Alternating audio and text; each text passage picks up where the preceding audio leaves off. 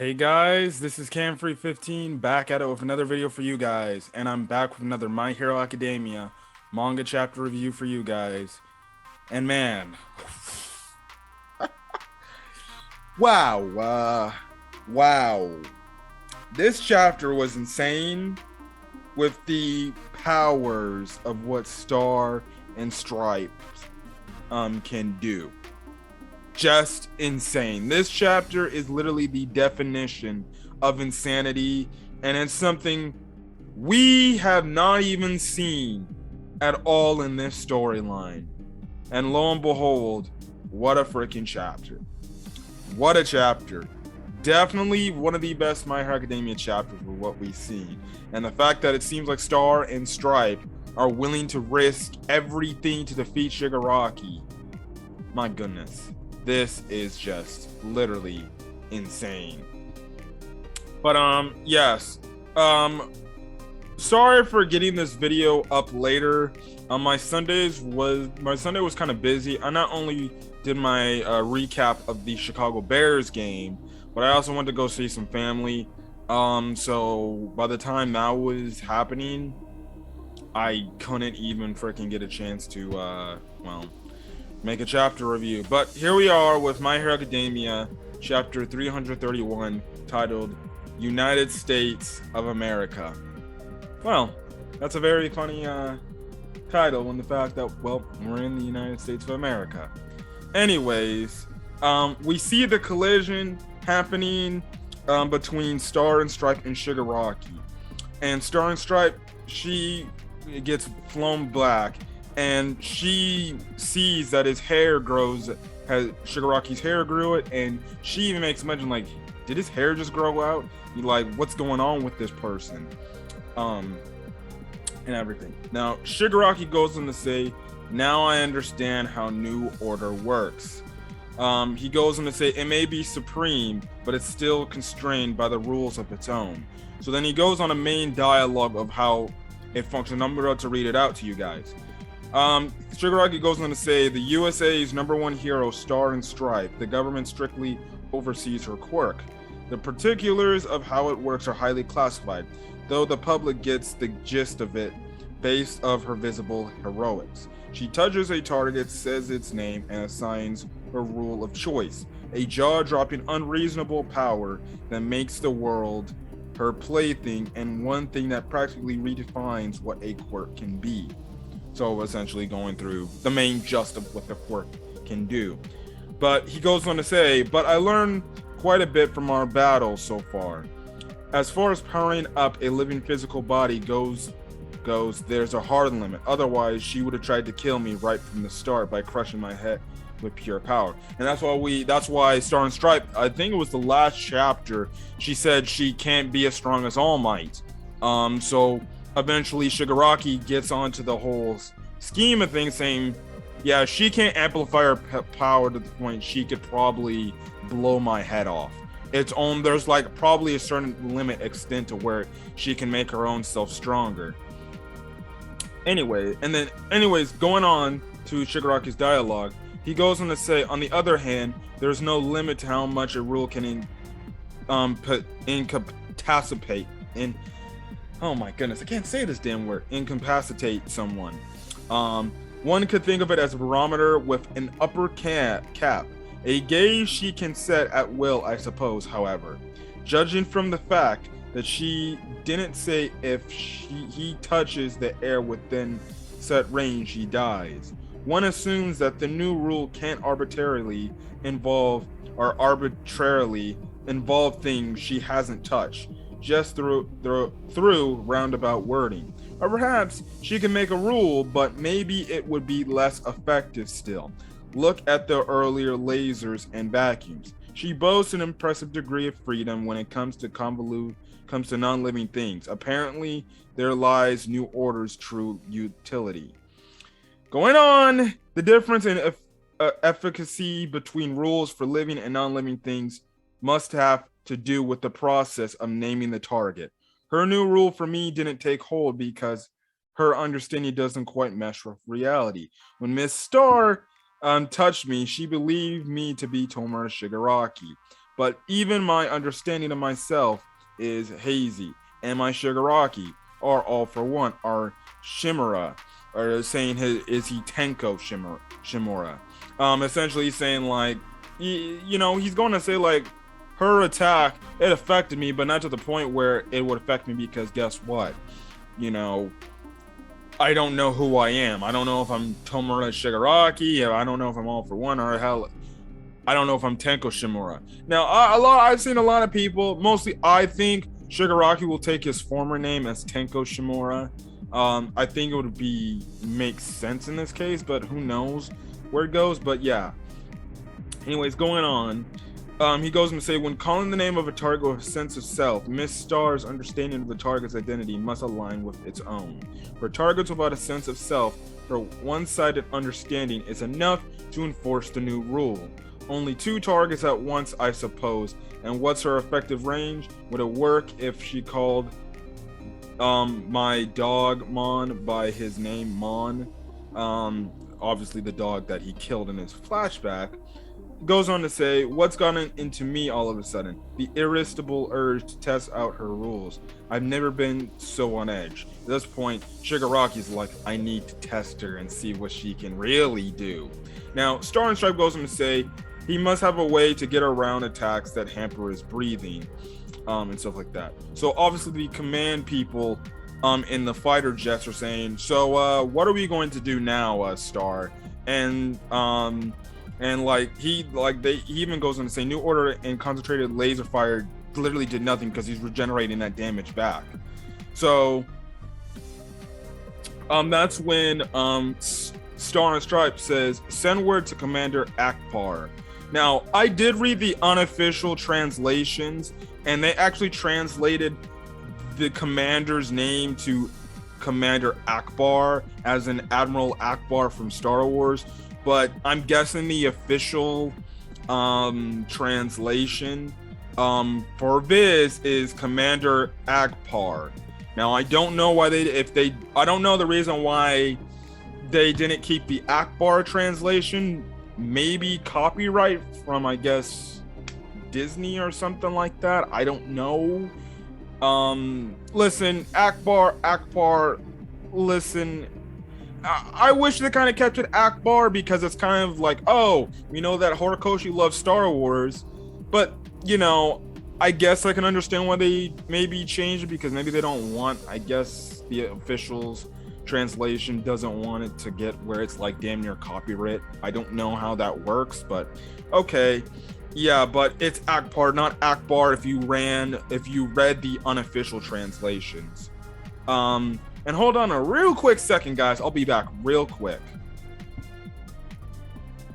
Okay, back from what I had to do, but anyways, going obviously the person in the fighter jet is like, for real, it's bad enough we ran all up half cock without their say so, but shouldn't we actually maybe talk this thing out? And Star and Stripe says, if not now, then when should I exercise my special authority? And this is when Star and Stripe, in her monologue within herself, is saying, this punk graduated from being Japan's local menace. Now he's a threat to the world. We gotta use tactics that Japan lacks to make him dead now.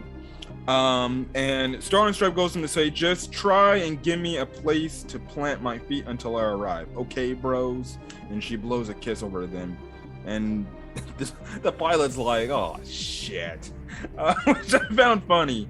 And we get kind of a measly flashback to, I guess, Star and Stripe with her hair down, I'm guessing just chillaxing, saying, starting today, you boys are under my wing. When we die together, brothers. So, in a way, Star and Stripe sees her, I guess, comrades as well, her brothers in arms, essentially, which is kind of an American thing in a way, especially for our army. We're brothers in arms, regardless of the fact that damn near everybody in this damn country don't see eye to eye on the same damn exact things and stuff like that. Anyways, going on, the pilot says, our number one sure does ask the world of us. And then essentially what happens is the fighter jet that Shigaraki is on gets him off, and eventually the Nomu catches Shigaraki. all of a sudden we see freaking this thing go from damn near like crazy to damn near insane. So Star and Stripe goes and say, I told you that knowing what I'm about wouldn't help you fight back. This is what I meant. She goes on to use this new order and says, the air forms into my shape, but 1,000 times bigger. And we see a gigantic freaking kaiju in the background of Star and Stripe made up of the air. And it looks like, and funny thing, and it's just a giant kaiju type of thing. Now Shigaraki goes on to say he can't see what she did. He just has a feeling like something's not right here. The funny thing is, this kaiju thing they did, it wasn't too long ago, especially if you read, like, say, for example, the Dragon Ball. Now, I know they did this whole kaiju thing, Naruto. I don't read Naruto at all. I've not read not a lick or even watched Naruto at all. But the only thing I can remember this is the fact that if you read the Dragon Ball Super manga, spoilers if you don't read it, but okay. Goku in the final fight against the main villain of the most recent arc that finished in the manga, he did a kaiju thing when he was an Ultra Instinct. So I kind of took it from that, like, oh, crazy. The only thing is this is made of air and the opponent can't see. Now, she goes and say fist bump to the earth. And this gigantic air kaiju hits friggin' Shigaraki with a crazy amount of freaking force. And it sends him freaking back like crazy. And essentially, as she's freaking punching him, she also then kind of does like a clap thing, like trying to smush them together, and stuff like that. And she's trying to like legit kill this guy. Like, she goes on to say, taking any more damage is pointless. And he never answered if I asked for his real name. So the only way to get rid of this guy is busting him down to atoms. So essentially, she's straight up just gonna try to make him just bones and nothingness. Essentially just, or be erased out of existence, essentially. And Shigaraki from this attack is freaking all beat up and destroyed by this attack. And then that's when Star and Stripe tells her fighter jets to bring in the lasers and attack him. And essentially, she puts a new order saying the lasers combine into one, unite, and she essentially, using the gigantic kaiju, has the kaiju grab the freaking laser, and she goes and say, United Hypermax Output Laser.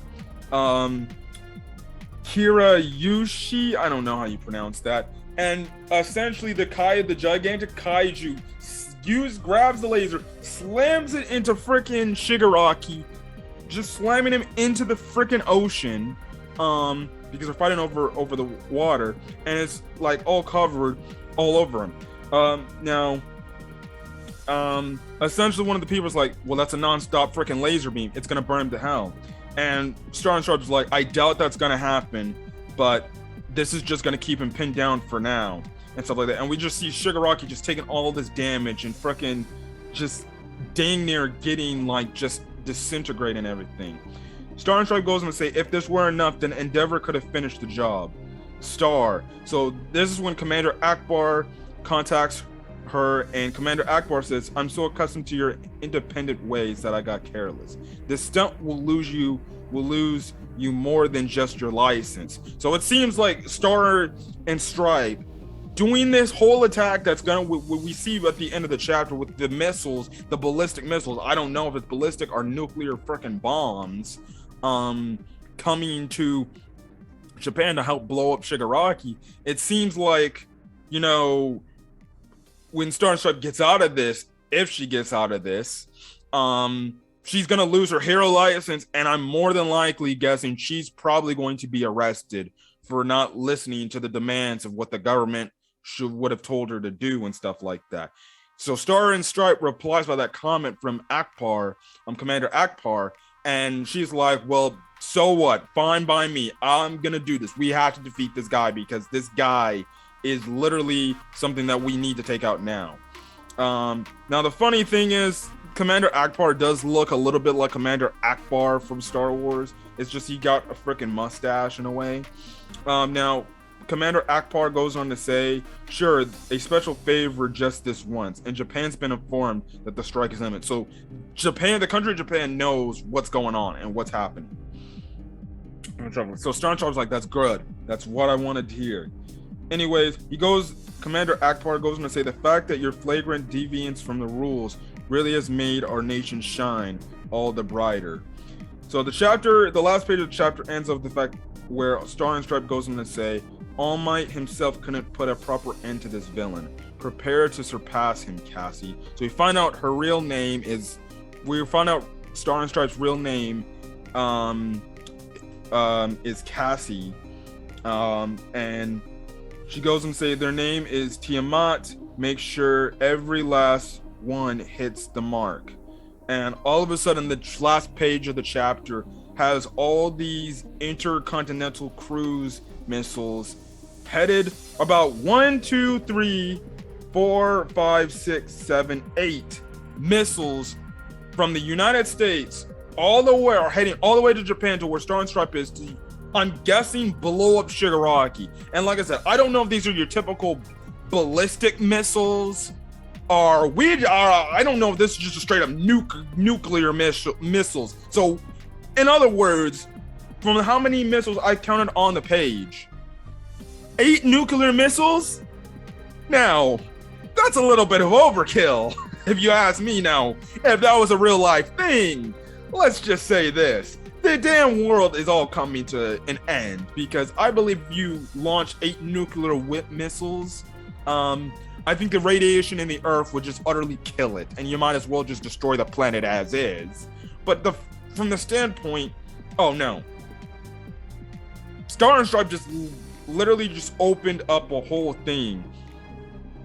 The standpoint where, no, we're sending these missiles, it's gonna freaking be something that's gonna end Shigaraki's life. And I'm just like, what the hell? This ending to this chapter drops the jaws of everything. One, it's already crazy enough. You see the kaiju grabbing the laser and everything. And then you read the end of the chapter, and you see there's 8 missiles that we don't know. They don't specify they're nuclear bombs, essentially. It's from the way Commander Akbar was making it seem like, oh, no, it seems like it's going to be like some sort of missiles that are very explosive, and it's going to have a big explosion. And if there's 8 of those things, yeah, she's really trying to get rid of this guy, Shigaraki, once and for all. I feel like it's not going to work because, listen, why it shouldn't work? You know, now, the thing is, the question is, how is Star and Stripe going to get out of this thing all alive? Especially this standpoint, you know, you can't see it to where Shigaraki gets himself finds a way to get out of this. I don't know how he's going to get out of this. I figure he's going to find some way to get out of this, but yeah, this chapter was literally insane, and I can't wait for next chapter. Next chapter for 332, There Is No Break. Next week we'll get another chapter. So yeah, but it's gonna be very interesting. Put in the comment section your thoughts of this chapter and what could happen, as well as hit that like button if you like this video, as well as hit that subscribe button if you want to get more My Hero Academia content. In my outro, I will put the link to the video link to if you guys want to get my thoughts on My Hero Academia World Heroes Mission, which, funny enough, I'm actually gonna go see again today, or later tonight, because I made this Monday. But yeah. So other than that, guys, I'm gonna go over. Hopefully you guys have a great rest of your day or not. Share this video. Until then, guys, peace.